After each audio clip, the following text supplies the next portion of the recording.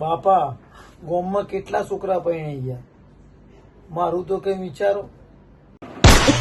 બેટા એના માટે ભણવું પડે, ધંધો કરવો પડે અને મજૂરી કરવી પડે, તાણે કોઈ છોકરી આપે તો નથી, પણ મજૂરી તો કરું છું ને.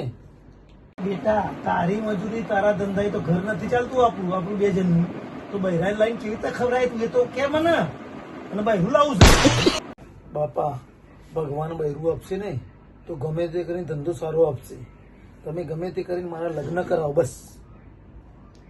બેટા તારા લગ્ન કરાવું એમાં મને કયો વાંધો નથી, પણ તારા જેવી કાળી છોકરી તો જોઈએ ને, તું રૂપાળી છોડી લેવા જતા તો ચોથી મેરા આવે, એટલે તારા જેવી કાળી હોય તો જ મેરા આવે. હા બેટા શાંતિલાયક વાત જોઉં છું. આપણા ગામના જે સરપંચ છે ને એમની છોકરી બહુ સારી અને સુશીલ છે. ગધેડા એ છોકરી કોલેજ કરે છે તને ખબર છે, અને તારા જેવો કાર્યો પસંદ કરે એ કેટલી રૂપાળી છોકરી છે, હિરોઈન જેવી લાગે છે, અને તું કારો બૂટ, તારા વળી લગ્નના આંકા થતા હશે. વાત મૂક. બાપા હું એને કમાઈને ખવડાવીશ અને સારામાં સારો ધંધો કરીશ, તમે જોજો.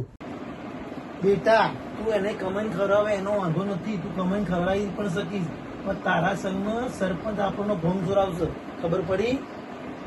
હું સરપંચનો જમાઈ બની જાઉં ને એટલે આપણે સેટ થઈ જઈશું, ધંધો નહીં કરવો પડે. પણ વાત મૂક ના, તું સરપંચના સોળી અંગાર લગ્ન કરવાની વસ્તુ કરે, ખબર નહીં પડે તમે કાઢી મેળશે ઘરેથી ગોમમાંથી ગોમ બહાર કાઢશે.